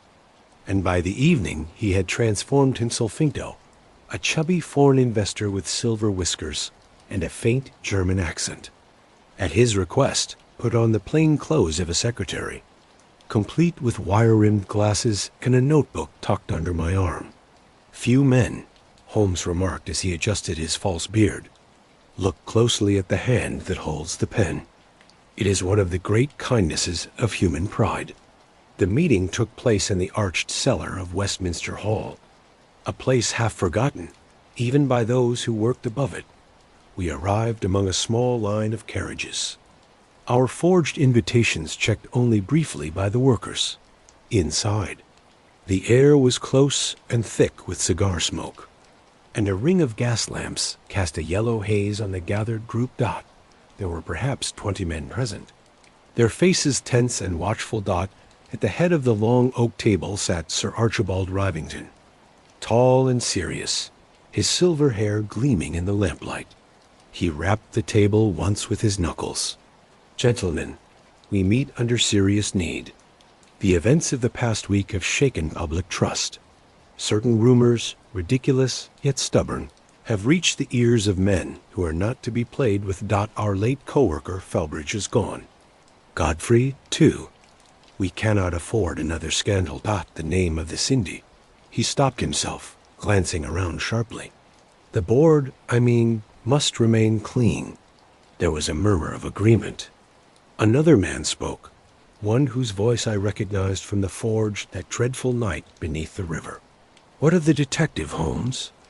Word is he's turned evidence over to the police. Rivington's mouth tightened. I have it on good authority that no such evidence exists. The so-called confession was a fake. Holmes's reputation may frighten the fools of Fleet Street, but he is human like the rest of us. Our friends in certain departments assure me his influence is being limited. At that, I felt Holmes's hand press lightly on my arm, a silent warning to be still. His eyes, under the bushy brows of his disguise, gleamed with cold amusement. Rivington continued, lowering his voice. Nevertheless, we must secure what is left of our business, the shipyard contracts, the mineral rights. These must be moved through safer hands. The money is to be transferred tonight, quietly through the firm of Harrington and Pike. Holmes's eyes flicked toward me. I caught the signal instantly. Harrington and Pike, those same iron merchants whose notebooks had led us to Godfrey's forge. The circle was closing. The meeting lasted another half hour, its talk circling endlessly around money and silence. When at last the men rose, Holmes and I slipped out among them and into the corridor. "We have them," he whispered. "They mean to move their money before the confession is printed. If we stop that transfer, we will have proof more powerful than any written word." "How?" I asked. "By arriving before them." The fog outside had thickened to a choking blanket. We hailed a cab and made directly for the riverfront. Harrington and Pike's warehouse appeared out of the mist like some giant ship run aground. Its lamps dimmed, its yard empty. Yet as we approached, a flicker of light showed through the shutters. Holmes crouched low by the wall. "They are already here," he said. "No matter. Fortune sometimes favors the bold." He drew a small steel tool from his pocket, and with delicate skill unlocked a side door. Inside, the air was heavy with the smell of oil and iron. We moved silently between the stacked crates until voices drifted toward us. Rivington's among them. "Be quick," the financier was saying. "The transfer must be signed and witnessed before dawn.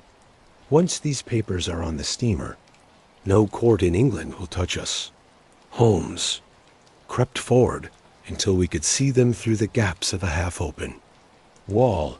Rivington stood beside a desk where several notebooks and a small iron chest lay. Another man, the clerk of the firm no doubt, busied himself with sealing envelopes. And there, glimmering on Rivington's hand, I saw the serpent ring. Holmes whispered, "So the leadership passes to him. The Ouroboros lives on." He raised his revolver, but before he could act, a floorboard groaned beneath my foot. Rivington spun around. "Who's there?" he barked. Holmes moved instantly. "Police!" he cried in a voice of thunder. "In the Queen's name, stand where you are." For one surprised second, no one moved. Then chaos started.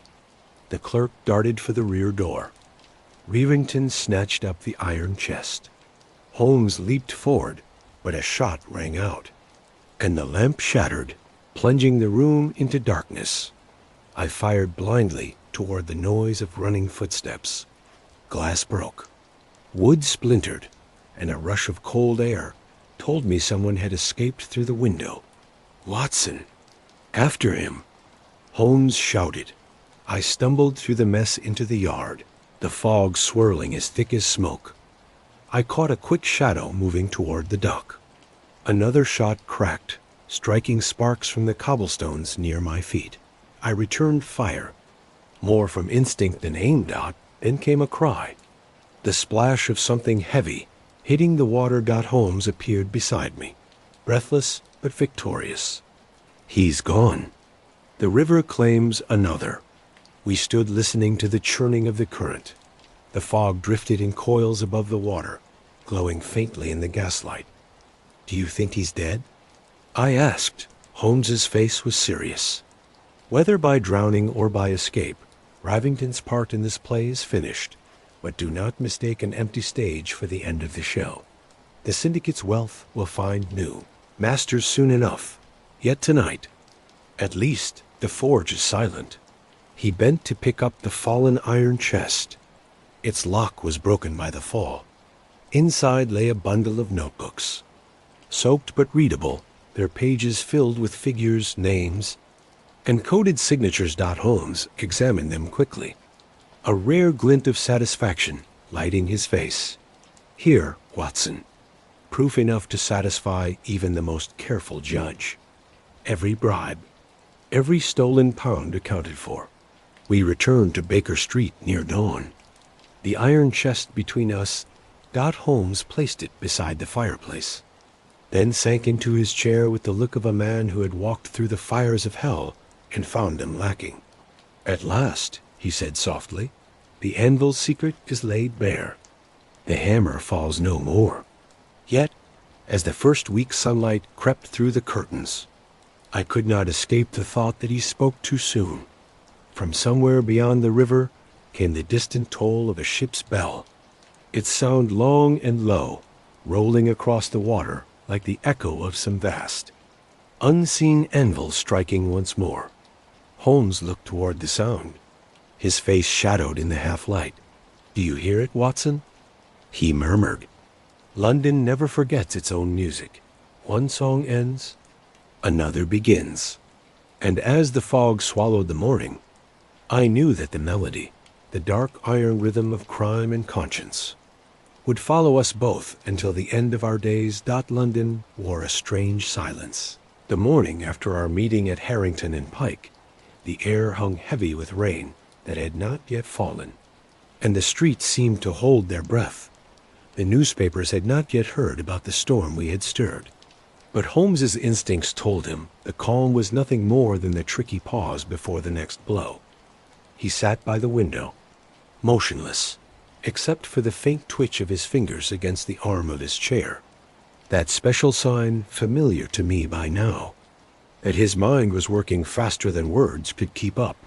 On the table beside him lay the open, notebooks from the iron chest, rows of numbers, and coded initials covered the pages.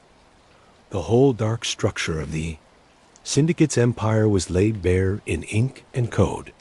Holmes had spent half the night decoding them, his pipe smoke rising in steady circles. The connections appeared like a map drawn in invisible ink. I had not dared to speak until near dawn. He murmured, "It's all here, Watson. Every theft, every deal, every name. The syndicate was a giant church of evil, and this is the blueprint of its construction." Now, in the pale half-light of the morning, he leaned forward suddenly, his voice tight. "Look, Watson, these money transfers through the Bank of Caledonia. There's a pattern. The money moves in 3-day periods, each ending in the account of a single person. The initials are hidden, but the handwriting gives him away." He passed me the page. The handwriting was delicate, flowing, and I knew it at once. "Reeve," I said in disbelief. Holmes nodded grimly. "Our friend the blacksmith. A pawn, yes, but a willing one. These payments stopped only after his first letter reached me. He knew too much, so they turned on him. And yet," he broke off, his eyes narrowing. "The last entry, 3 days ago, after he was supposedly rescued." "You mean he continued to deal with them? Or someone did in his name?" Holmes said quietly. "Either way, the trail is not yet cold. They are still moving money, Watson, and the hand guiding it hides close to the fire." We ate breakfast quickly and went to Scotland Yard. Lestrade met us in his usual rushed way, his face tired. "You've stirred up a hornet's nest, Holmes," he said, waving the morning reports. "Half the city's money men are whispering about baseless accusations and faked papers. The Home Office is demanding calm, and I'm expected to create order from this circus. If your evidence is solid, it had better sing loud." Holmes placed the notebooks on the inspector's desk with deliberate care. "It will sing. Lestrade, though the tune may sound unpleasant in certain well-decorated living rooms, these books contain the records of every illegal contract. Under the syndicate seal, I suggest you keep them under lock and armed guard." Lestrade flipped through the pages, whistling softly. "If this is real, it's dynamite, but you've made enemies, Holmes. They're not the kind to rest easy." Holmes smiled thinly. "Enemies are a measure of one's progress, Inspector Dot, but keep your dynamite safe. I fear it may attract fire." Outside, the rain had begun at last, a soft drizzle that turned the streets to mirrors. We walked in silence for some minutes before Holmes spoke again. "Do you remember, Watson, what Felbridge said before the flood took him? That the Anvil's song carried upward, that others would hear? I believe he spoke the truth. There are still ears listening, still hammers ready to strike. His words proved to be true. We had barely reached Baker Street when Mrs. Hudson met us at the door, pale and trembling. "A gentleman's been waiting, sir." He said it was urgent. I didn't like the look of him. Before we could reply, a voice called from inside. "No need to announce me, Mrs. Hudson." A man stepped forward from the shadowed parlor. He was perfectly dressed, his manner calm, but there was something about his eyes, a cold sharpness that set every nerve in me on edge. "Mr. Sherlock Holmes," he said smoothly, "and the ever-faithful Dr. Watson.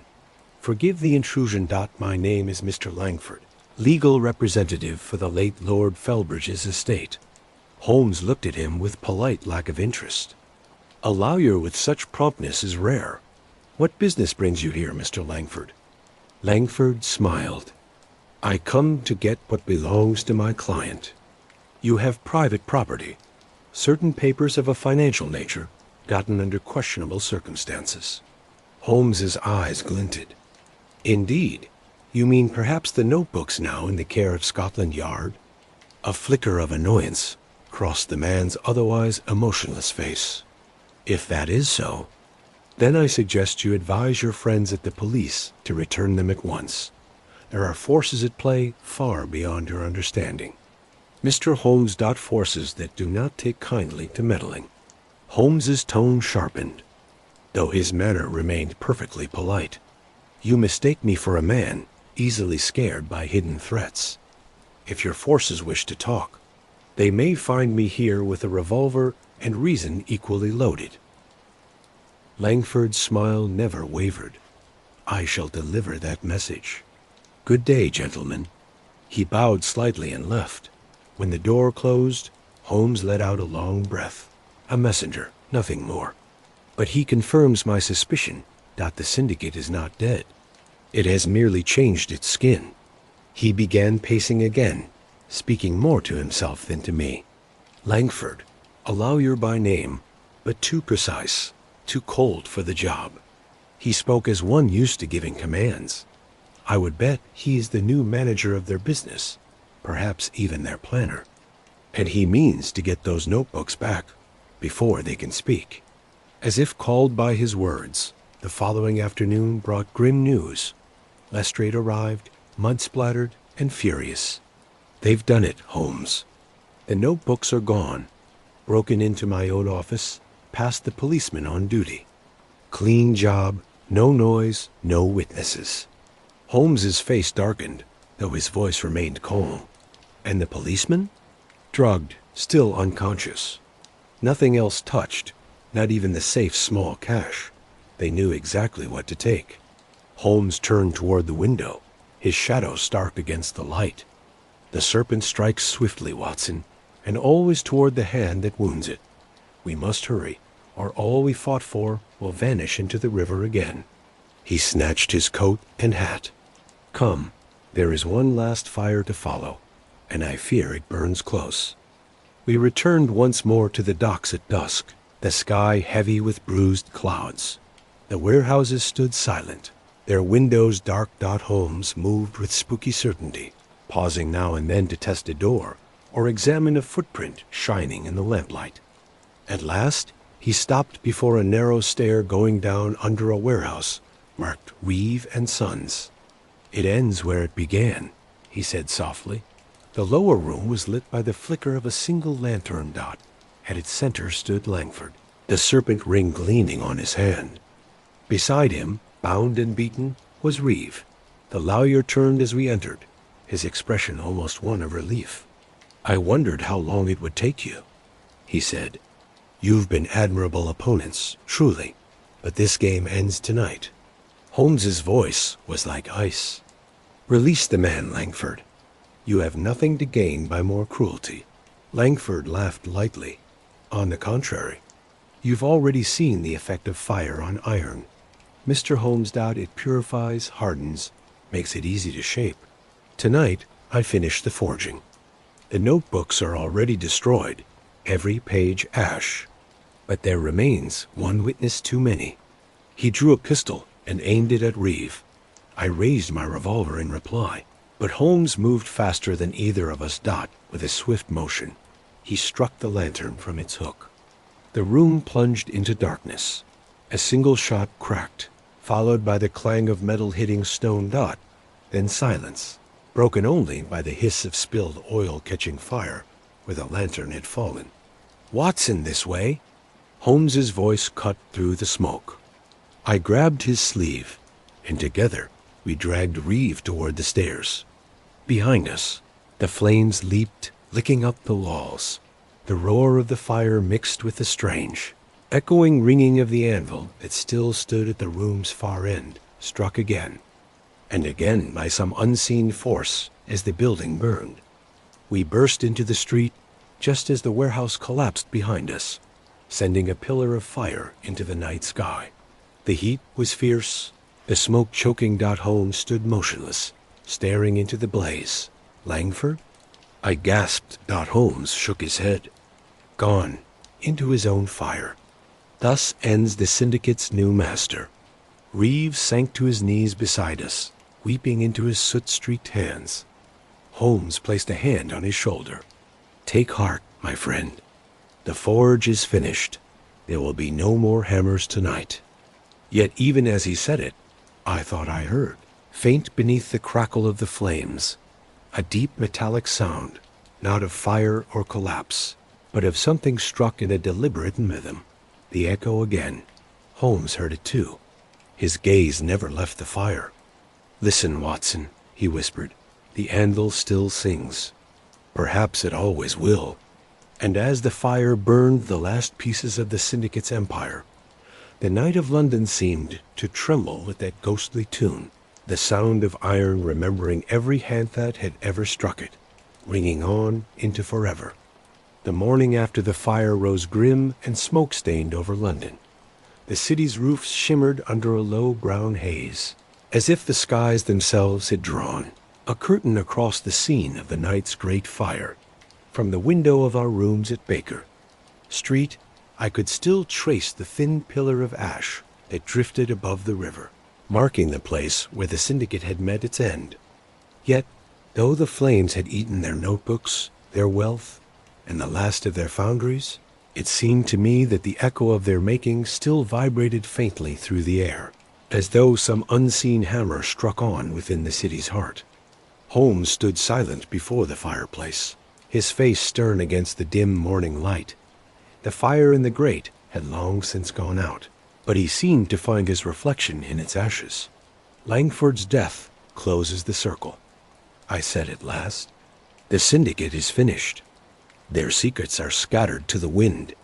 Even the river must carry away what pieces remain." Holmes did not turn. "Finished, perhaps, but not ended," he murmured. "One may destroy a group, Watson, but never the desires that formed it.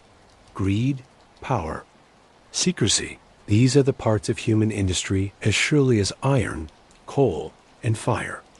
The syndicate was just the reflection of the city that created it.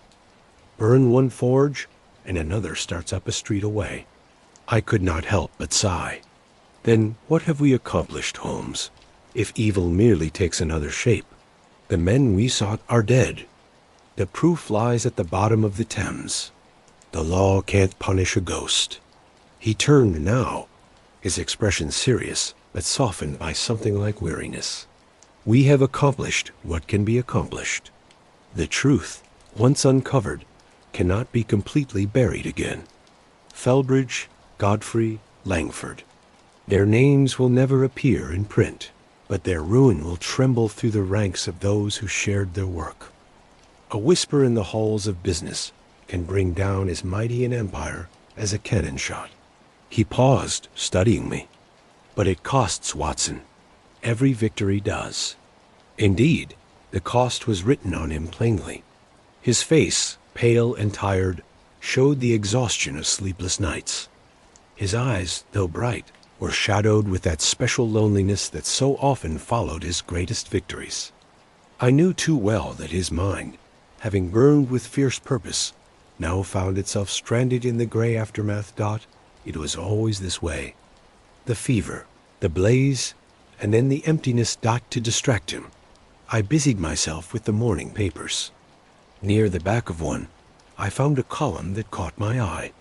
Mysterious fire on the Thames. Several lives feared lost. Police investigations continue. There was no mention of the syndicate. No trace of the struggle we had seen. The story had already been neatly folded into the city's endless story of accidents. Holmes smiled wryly when I showed it to him. Ah, the great cleansing hand of the press. London's conscience is printed daily and forgotten nightly. He moved to the window, lighting his pipe. You see, my dear fellow, this is how the city survives itself. It buries its sins in ink and smoke. The dead become stories, the fires interesting sights, the crimes rumors. And so, London continues, while men like us chase the ghosts that rise from its ashes. A knock interrupted us. Mrs. Hudson entered with a telegram on a tray. Holmes tore it open and read aloud. Body recovered downstream near Wapping Stairs. Identification uncertain. Has serpent ring. Lestrade, Langford, I said quietly. Holmes nodded. The river claims what it's owed. Even the serpent cannot escape the current forever. He folded the telegram with care and set it aside. Come, Watson.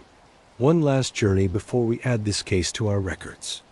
The day was dreary and cold as we made our way eastward. The docks were thick with fog, and the air smelled of tar and salt water. We found Lestrade waiting by a narrow stretch of dock where a policeman's lantern flickered, beside a covered shape laid on a tarp.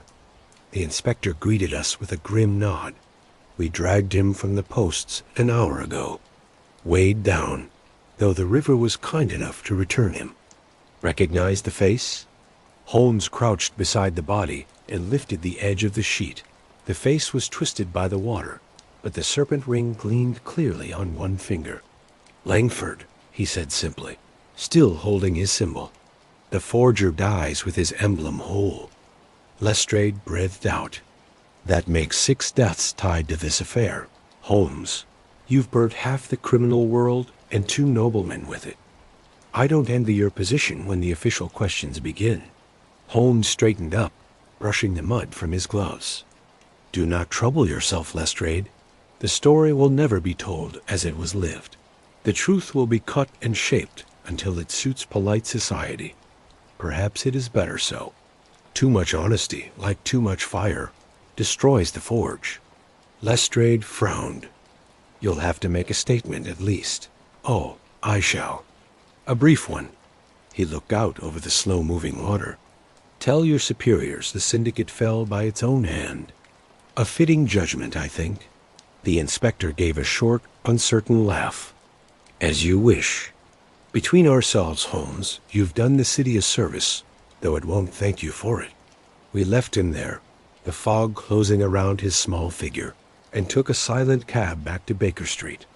The rain began halfway home, drumming, softly on the roof like the fading notes of some sad funeral song. Holmes sat deep in thought, his eyes distant. Back at our rooms, he lit the fire once more and poured us each a small glass of brandy. The warmth slowly returned to his face, though his expression remained thoughtful. You see, Watson, he said after a while, justice seldom ends with a grand finale. It ends in silence. In the faint hiss of cooling metal. The world expects thunder, but the truth prefers whispers. I raised my glass. Then let us drink to the whispers. He smiled faintly. To the whispers indeed, and to the men who listen. The fire crackled softly. Outside, the city roared in a distant low sound, its carriages and cries and footsteps weaving their endless rhythm.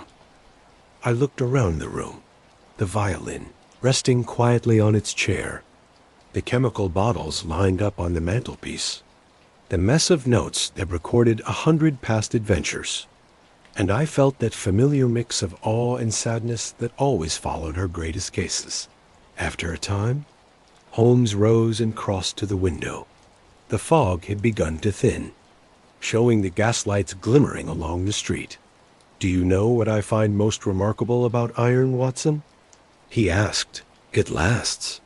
Fire may warp it. Rust may scar it. Yet it remains what it is. People, sadly, are less constant. But perhaps it is our weakness that gives us music, the ability to ring when struck. He turned back to me, the faintest smile on his lips. You have been struck many times by my company, my dear friend. I trust the sound has not grown dull. Never, I said warmly. If the anvil must ring, let it ring in harmony. For a moment, a rare softness crossed his face. He took up his violin, tuned a string, and drew the bow across it once. The note was low, echoing, filled with the sad depth of the city itself. There, he said, London's song, part sadness, part promise. He played for some minutes, the melody weaving through the smoke like the memory of distant bells. When at last he laid the instrument aside, the silence seemed almost holy. Every case leaves an echo, Watson, he said quietly. Some fade quickly, others linger for years. This one, the secret of the blacksmith's anvil, will sound in my thoughts long after the noise of the world has passed. Perhaps it is better that way. Even echoes, after all, remind us that something once sang. The clock struck 9. Outside, a carriage rattled down Baker Street and vanished into the night. I turned back to Holmes, but he had already drawn his chair to the fireplace, the firelight tracing the sharp lines of his face. His eyes were half closed, his mind no doubt traveling along those hidden paths that led him ever deeper into the maze of human reasons. I sat opposite him, pen in hand, and began to write down the record of all that had happened. The letter, the anvil, the forge, the flames, while the steady rhythm of the rain on the window became the last echo of that terrible symphony.